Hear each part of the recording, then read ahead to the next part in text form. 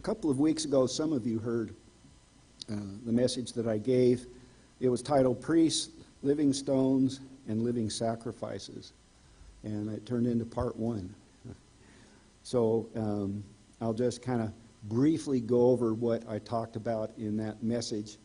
And that, a few weeks back, a couple of members were discussing, well, what does it mean to be a priest in the kingdom of God?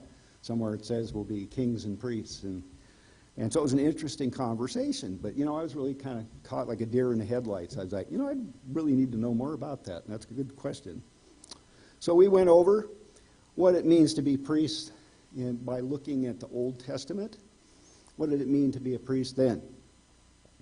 So we'll kind of talk about that a little bit and kind of review some of that before I get into part two of this message today. So we did gain some insight, into what the priests did then, and they had responsibilities that included similar to the responsibilities of a public health official today, and building inspectors and teachers and judges and all kinds of things that priests were responsible for under the Old Covenant. So some of the key scriptures that still tie in today, in today's message, are Revelation 5, 9, and 10. And this is talking about the future, of course, which much of Revelation talks about, as well as including some things that have happened. So Revelation 5, 9, and 10, you can turn there if you wish. There's a few differences in some of the translations in one particular section of this scripture. So Revelation 5, 9 says, "And they sang a new song, saying, 'You are worthy to take the scroll and to open its seals, for you were slain and have redeemed us to God by your blood out of every tribe and tongue and people and nation, and you have made them a kingdom and priests to our God, and they shall reign on the earth.'" Now that's the English Standard Version. I believe in the King James and the New King James it says kings and priests. Also the New Living Translation says kingdom of priests. And commentaries basically say that is a better translation, kingdom of priests. And that kind of ties into something that makes sense. Because in the Old Testament, in Exodus, if you want to turn there, Exodus 19, verses 4 through 6. Exodus 19, verses 4 through 6.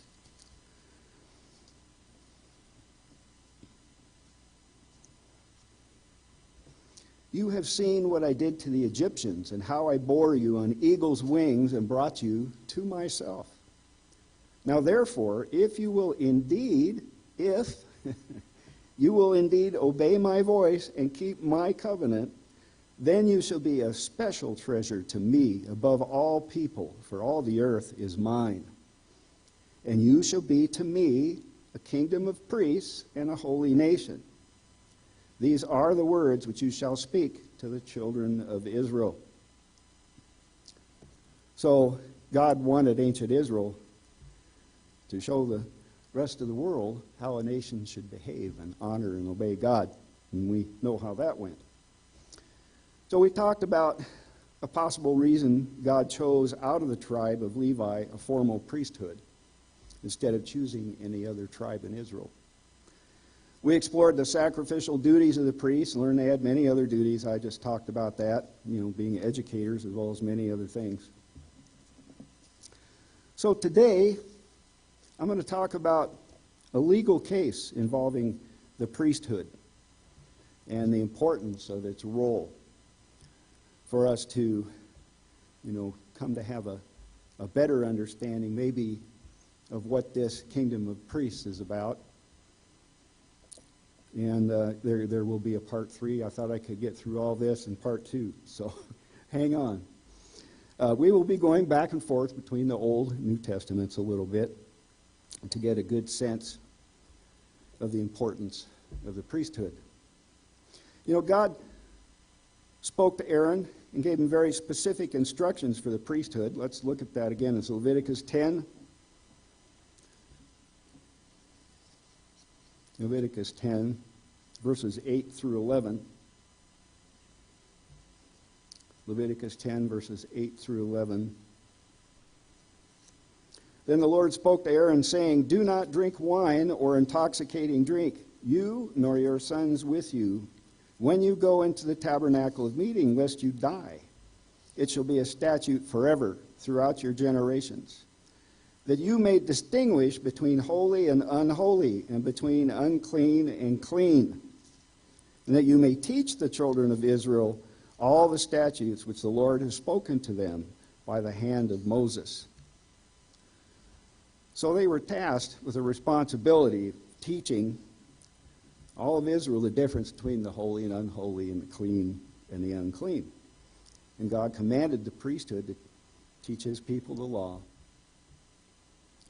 So on down the road, we see what happens when the priesthood fails to meet this objective, which is, God's directive. It talks about Asa's religious reforms and why those reforms were necessary in 2 Chronicles. That's 2 Chronicles 15, 1 through 3. 2 Chronicles 15, 1 through 3. And a man of God came to King Asa to tell him what he should do, and he listened. So, 2 Chronicles 15, 1 through 3. Now the Spirit of God came upon Azariah, the son of Oded. And when he went out to meet Asa and said to him, "Hear me, Asa, and all Judah and Benjamin. The Lord is with you while you are with him. If you seek him, he will be found by you. But if you forsake him, he will forsake you." So, just before the next verse, Israel had forsaken God. And the priests had forsaken their duties in teaching Israel what they should do and holding them to the line. So verse 3, "For a long time Israel has been without the true God, without a teaching priest, and without the law." So you can sure see the consequences in effect today in our nation and in the world. That results from not being taught God's law and obeying God. The priesthood that is holy and obeys God and teaches his law to the people and judges rightly results in a nation being blessed. Now, let's look at Malachi 2, 7 through 9. Malachi 2, 7 through 9.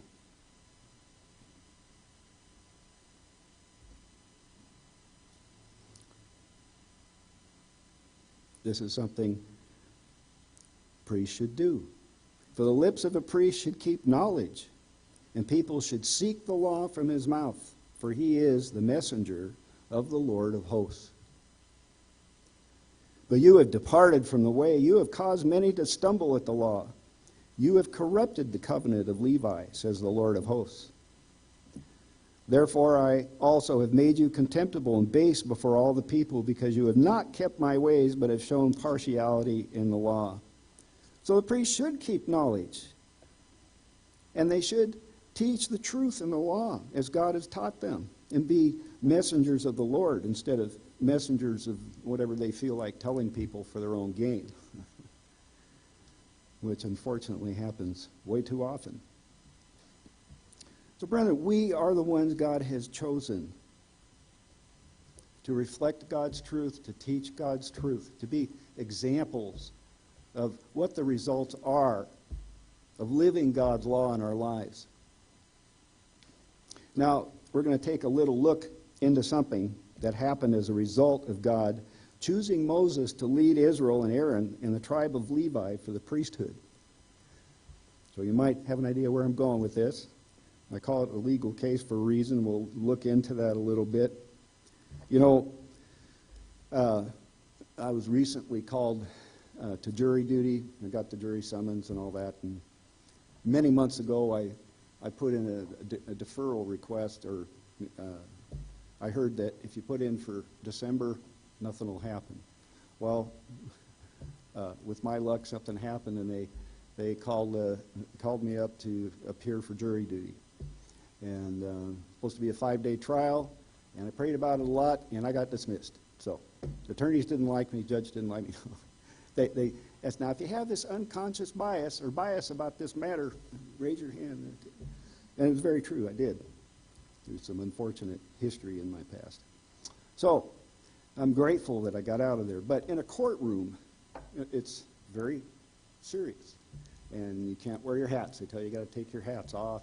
You can have some water, but don't be, eating a cheeseburger in there. And there's plaintiffs. Those are the ones who bring a lawsuit because they have a grievance. They feel they have been injured in some way. There's property damage. They have had physical, mental harm, something where they feel they have a right to sue the other party. So the party being sued is called a defendant. And then, of course, you have the judge that oversees the trial and makes a decision based on the jury's decision. Often, sometimes it's just the judge. It depends. So anyway, you'll see in a bit why I bring up the plaintiff and the defendant. We're going to look into something that happened as a result of God choosing Moses to lead Israel and Aaron and the tribe of Levi for the priesthood. I read that, but just to let you know where we're going. If you establish something new in a society, there are challenges, right? Think about Roe versus Wade and the incredible division that decision has made in our society. You have many challenges when big changes are made. They're not readily accepted. And we've had the recent changes, regarding, who and when can get abortions and where and all that stuff. When the Romans conquered and occupied Jerusalem, the priesthood was dramatically changed to the point where the office of priest could be purchased. That's not the way it had been for a very long time. You couldn't just buy the office of a priest. But that happened after the Roman occupation. So today when someone believes they've suffered damages or injury, they file the lawsuit. But a judge reviews that lawsuit and determines if it has standing. In the papers that are filed, did it prove that they had a basis to claim that they had suffered damages? And sometimes the judge will just deny the lawsuit because it doesn't have merit or it's even frivolous. Somebody's just out to get money and they haven't suffered damages. So it's been about 4,000 years since a case or a lawsuit occurred. The injured party in the lawsuit today is called a plaintiff, as we discussed, and the party being sued is called a defendant. We're going to look at Korah's rebellion. In Numbers 16, we're going to go back and forth a little bit, but we'll be in Numbers quite a bit. And bear with me, because you will see why I bring this up after a while. So, Numbers 16, let's look at verses 1 through 3.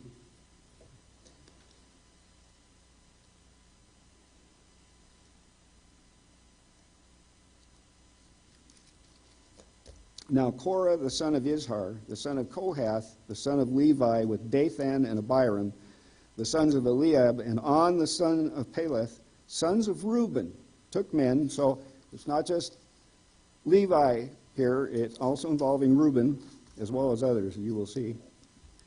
So when they rose up before Moses with some of the children of Israel, 250 leaders of the congregation, representatives of the congregation, men of renown.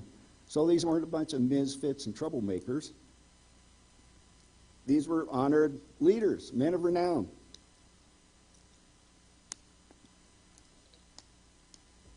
They gathered together against Moses and Aaron and said to them, "You take too much upon yourselves, for all the congregation is holy, every one of them, and the Lord is among them. Why then do you exalt yourselves above the assembly of the Lord?" So here we see Korah and other Levites with standing, and other leaders from the congregation. Not just Levites, they're from other tribes as well. So these were the plaintiffs, and they were presenting a verbal lawsuit against Moses and Aaron, the defendants. What Korah claimed resonated with 250 leaders and men of renown. Moses and Aaron were tasked with passing on the Lord's decisions and instructions. Korah said, "You take too much upon yourselves." And it resonated with the congregation, many in Israel. believed this as well.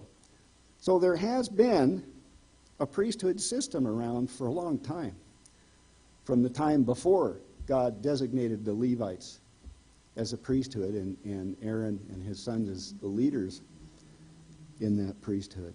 Let's look at Genesis 8. You know that one of the roles of a priest is to do what? Present burnt offerings. The focal point of one of the most important duties of a priest is the altar. So let's look at Genesis 8, verse 20 to 22. That's Genesis 8, 20 to 22. Then Noah built an altar to the Lord. So he built an altar. And he took of every clean animal and of every clean bird and offered burnt offerings on the altar. And the Lord smelled a soothing aroma. Then the Lord said in his heart, I will never again curse the ground for man's sake, although the imagination of man's heart is evil from his youth, nor will I again destroy every living thing as I have done. While the earth remains, seed time and harvest, cold and heat, winter and summer, and day and night shall not cease. So Noah had performed a priestly duty, built an altar and made sacrifices to God. Let's look at Genesis 12, just a few chapters later. Guess who else built an altar to the Lord? Genesis 12, 7 through 8. Then the Lord appeared to Abram and said, to your descendants I will give this land. And there he built an altar to the Lord who had appeared to him. We see he built an altar to the Lord. And he moved from there to the mountain east of Bethel, forgive me on it. And he pitched his tent with Bethel on the west and Ai on the east. There he built an altar to the Lord and called on the name of the Lord. So Abram is filling that priestly function of building an altar to God and making sacrifices. Isaac served the same function. So this is happening, from one generation to another. In Genesis 26, you can see that. I'm not going to read it or have you turn there. Genesis 26 is about Isaac building an altar. So who comes after Isaac? Then comes Jacob, who was also named Israel. In Genesis 46, not 26, Genesis 46, 1 through 3. So Israel took his journey with all that he had and came to Beersheba and offered sacrifices to the God of his father Isaac. Then God spoke to Israel in the visions of the night and said, Jacob, Jacob. And he said, here I am. So he said, I am God, the God of your father. Do not fear to go down to Egypt, for I will make you a great nation. So Jacob also offered sacrifices to God. So with this background, what do we see? We see that a patriarch of the clan was the one that offered sacrifices and built the altars to God. He was the leader of his clan, of his people. So the plaintiffs in the case, Korah and Israelite leaders versus Moses and Aaron. We see lawsuits, the case, and they give case numbers and things. So this is Korah and Israelite leaders versus Moses and Aaron. They believe that the precedents of an established priesthood system, wherein the right of priesthood was that of the patriarchs of each clan. God said he gave the right of a priesthood to the Levites, and tribal leaders no longer held that position. So they became plaintiffs and sued Moses and Aaron, who became the defendants. There's something else at play here. Have you heard of church culture? You can have a certain culture in church. You can even have a certain culture in different congregations. Read about the 7 churches in Revelation. So, over time, we grow in our spiritual maturity, I hope that part, and jettison what we may have is called a bad attitude that we can get into and beat back questioners. How dare you ask that? And you get a bad attitude. That's not the right approach. Hopefully with God's Holy Spirit, we come to recognize our own bad attitude rather than pointing the finger. That bad attitude factor comes into play in Numbers 16:3.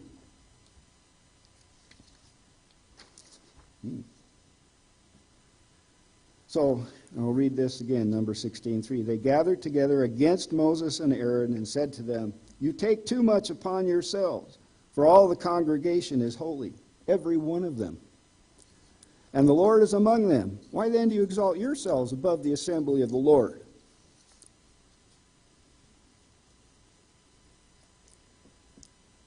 Moses didn't turn down their case because they had standing. He turned it down because they brought their case and a bad attitude. Or, using slang, they had a baditude. You don't want to have a bad attitude. It's called a baditude. Right now, the point is the case. What is the case brought forward? Number 16:3 lays it out, and that key statement in there, "You take too much upon yourselves," is at the core of this case. And some commentaries say a better translation would be "enough for you." Moses had been the leader. He brought them out of Egypt. He brought the 10 Commandments down, and Aaron, was this high priest, and he said, "You guys got enough. It's our turn," right? Adam Clark's commentary on the Holy Bible, abridged by Ralph Earl, puts it this way: "The spirit of this saying appears to me to be the following. Holy offices are not equally distributed. You arrogate," and I had to look that up, and I know what arrogate meant. It's to take or claim without justification. "You arrogate to yourself the most important ones, as if your superior holiness entitled you alone to them, whereas all the congregation are holy and have an equal right with you to be employed in the most holy services." So they're saying, "Your time's up, Moses." This is not the quote now. "Enough for you. You led us out of Egypt. Now it's our turn to lead because we are holy." So they're getting this from Exodus 19 at Mount Sinai, when God said, "You shall be a holy nation," a priesthood. There were some ifs in there. That was a general statement, you see. There were certain conditions that had to be met, and there was God's timing for when that would happen. And this is a specific statement where God made Aaron and his sons in charge of the Levite priesthood and gave them the higher duties. Did Moses lobby to be the man in charge? Did he run as a candidate for the supreme office of the nation of Israel? Did he really want it bad? No.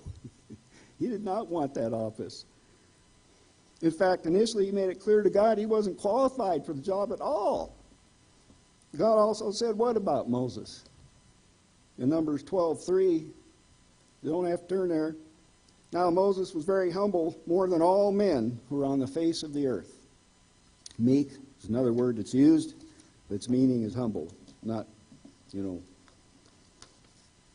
incapable of leading people at all, or being a coward or anything like that. So God chose Moses. He did not make himself leader. Moses was the one God worked with every step of the way. Let's look at Exodus 19:5-6 again. Exodus 19:5-6. "Now therefore, if you will indeed obey my voice and keep my covenant, then you shall be a special treasure to me above all people, for all the earth is mine. And you shall be to me a kingdom of priests and a holy nation. These are the words which you shall speak to the children of Israel." So Korah is using this for his own purposes and self-gain. God did not remove Moses when he said Israel would be a kingdom of priests and a holy nation. This was and is God's ultimate intention. So let's look at 1 Peter now in the New Testament, looking forward again into the future. 1 Peter 2, verses 9-10. There's another word that's thrown in here about the priesthood. 1 Peter 2, 9-10. "But you are a chosen generation, a royal priesthood, A holy nation, so it's also a royal priesthood, a holy nation, his own special people, that you may proclaim the praises of him who called you out of darkness into his marvelous light, who once were not a people, but are now the people of God, who had not obtained mercy, but now have obtained mercy. So, Peter's talking about God's chosen. The ones he's called out of the world. Doesn't matter if they're physical beings from the physical tribes of Israel. He's addressing both Jews and Gentiles. This is whoever God has called out of the world to his marvelous truth. So again, if we look at Revelation 5, 8 through 10, the New Living Translation, that's verse 10 I'll read, Revelation 5, verse 10. And you have caused them to become a kingdom of priests for our God, and they will reign on the earth. And then before that, in verse 9, who are these people? I'll just read the last sentence. For you were slaughtered, and your blood has ransomed people for God from every tribe and language and people and nation. And in verse 10, and you have caused them to become a kingdom of priests for our God, and they will reign on the earth. So God has called us out of this world just as he called Israel out of Egypt. And we've been called out of different nations, not just the 12 tribes. So this case is essentially pitting two decrees against each other. Okay? God decreed that Aaron and his family were formally assigned the priesthood. Number 2, God decreed that Israel shall be a kingdom of priests. Korah believed that all Israel had the rights of the priesthood, that the patriarchs, leaders, they had those rights. Moses, in essence, recused himself as he could not be both the defendant and the judge in this matter. Moses gave his opinion. He wasn't real happy with what Korah and the plaintiffs were saying.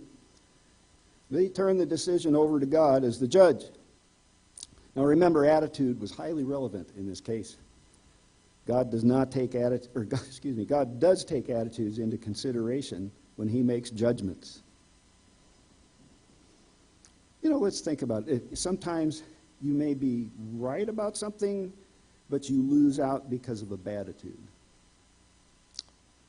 Remember what we're instructed to do when someone asks us to give the reason for the hope that lies within us, to make a defense for it.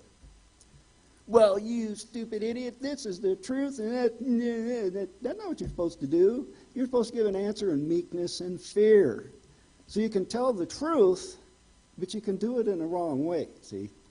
You got to have a righteous attitude. You've got to be humble. Our Savior was. He wants us to be like him. So I don't think that character trait is displayed at all by Korah and the other plaintiffs. I'm not seeing a righteous and humble attitude. Korah's gang wanted to be in charge and decide who sacrifices, when they sacrifice, and how it should be made, and what, everybody under their authority should do. They would be the decision makers, right?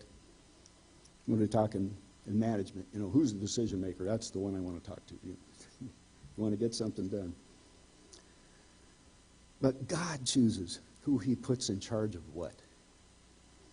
Remember that in Genesis 48 and 49, that Reuben had the blessing reserved for the firstborn removed from him because of his adultery.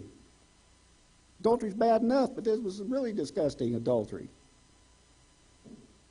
That was the firstborn's right, yet God took it from him. The blessings, special blessings, the best ones are reserved for the firstborn.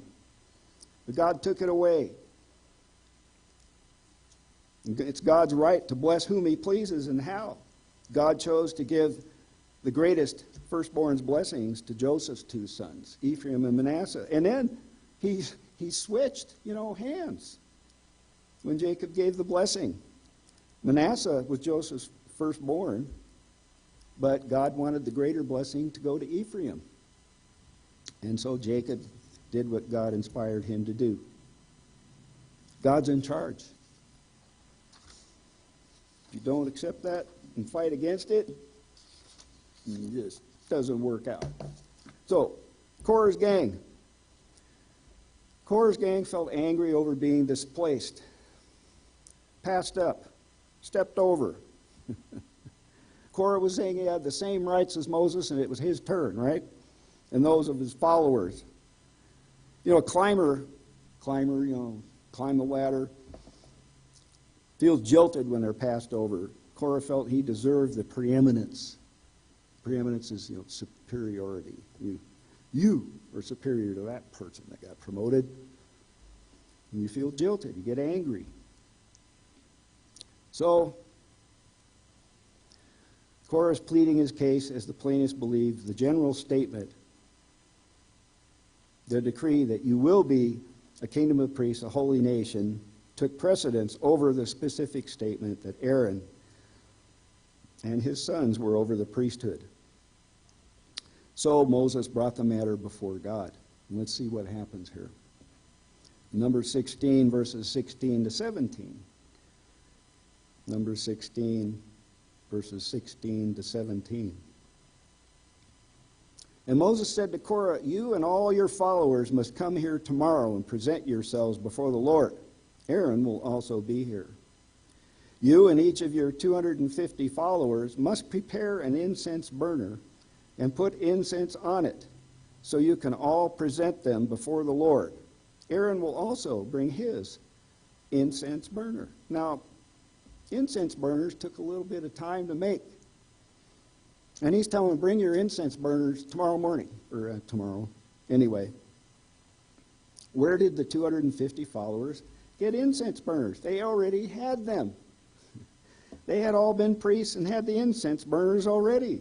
They were the leaders of their clans and the tribes. And Numbers 16:6. Korah, you and all your followers must prepare your incense burners. So we look back earlier, they already had incense burners to prepare. So Korah had stirred up the whole congregation against Moses and Aaron, we read in verse 19, and they gathered before the tabernacle entrance. Korah was a divisive force. I put it in bold. He was a divisive force. He wasn't the kind of person God wanted in charge of the priesthood that was supposed to be his messenger and serve him and God's people. Korah was a divisive force seeking to try this case in a court of public opinion. Sounds like a typical politician to me. You want to be popular with the crowd and get the decision swayed in your favor in spite of what the decision should really be. God doesn't care about public opinion. We've sure seen some poor results of majority rule in our country so many times. So we know the result of God's judgment against Korah and his gang of followers. Moses and Aaron pleaded with God to show mercy and not destroy the entire congregation. God was not happy with the bad attitude going on with Korah and how he swayed most of the congregation of Israel toward his viewpoint. So God listened and narrowed it down where he wasn't going to destroy all the congregation. However, his judgment was swift and devastating. Originally our justice system, our justice was supposed to be swift. It was, but it's not anymore. You hear about people on death row for years and years of agonizing solitude in prisons and things, and there's not swift justice these days. Moses asked God to perform a judgment that was entirely new so that the congregation would know it was from God and not from Moses. So Numbers 16:32 and 35, number 16, verse 32 and 35, here's the new thing that happened. The earth opened its mouth and swallowed the men. Not only that, all of their households and all their followers who were standing with them and everything they owned. Then, verse 35, the fire blazed forth from the Lord and burned up the 250 men. These were men of renown, remember, who were offering incense. So they were there. They had their incense burners. But it gets really interesting now. We were aware of God's righteous and judgment against these rebels. But this is interesting. In verse 37, 38, tell Eleazar, son of Aaron, the priest, to pull all the incense burners from the fire, for they are holy. Also tell him to scatter the burning coals. Take the incense burners of these men who have sinned at the cost of their lives, and hammer the metal into a thin sheet to overlay the altar. Since these burners were used in the Lord's presence, they have become holy. Let them serve as a warning to the people of Israel.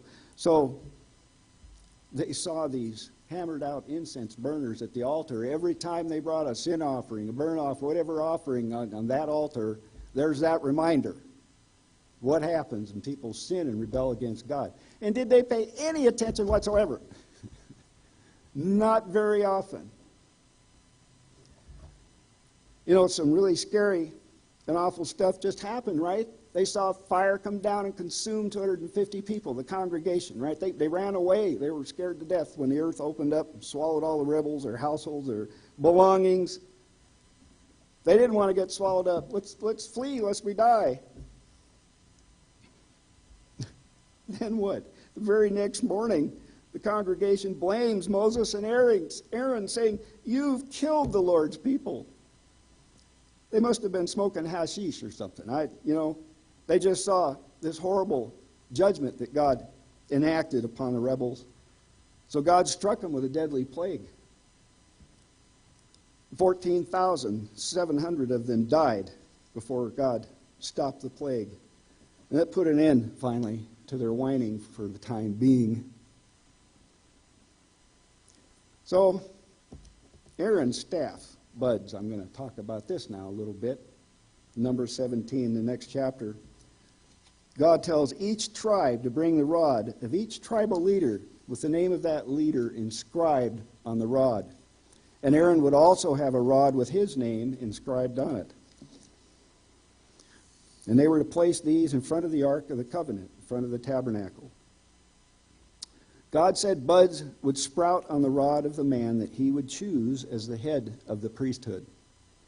The next day after the rods were in place in front of the Ark of the Covenant, Aaron's rod not only had buds on it, but blossomed and grew ripe almonds. So I looked it up, and it usually takes 7 to 8 months for a healthy almond tree to produce ripe almonds. These were rods that had been used by the leaders for who knows how long, hardened, weathered, dead wood. And the very next morning, not only did Aaron's rod bud, but it had blossoms and ripe almonds. It was obviously an incredible miracle, and nobody else's rod had anything on it. So God selected Aaron's rod to reside in the tabernacle. God let Israel know in no uncertain terms he made his choice for the high priest and for the sons of Aaron to rule the priesthood. So what's the whole point of all this? It didn't matter if you were the oldest son to be a priest. God chooses who that is. God is preparing us to be a kingdom of priests. The younger siblings of Jesus Christ. Our high priest. No longer an Aaronic priesthood. What will our job be in the millennium? We'll stay tuned for part 3 of Priests, Living Stones, and Living Sacrifices to find out.